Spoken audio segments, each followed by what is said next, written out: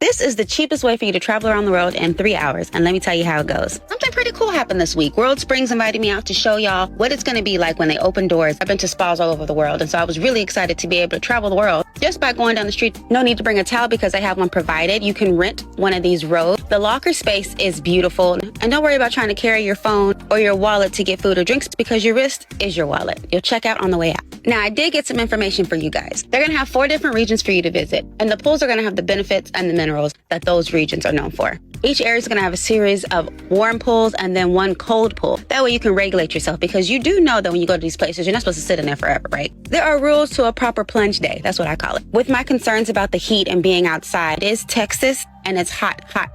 What I really like, they have qualified lifeguards walking around the entire time, making sure that everyone is safe and healthy. World Springs will be opening up June 28th at the Grand Escape. I can't wait for you guys to try it and let me know how it goes. See you next time. Bye.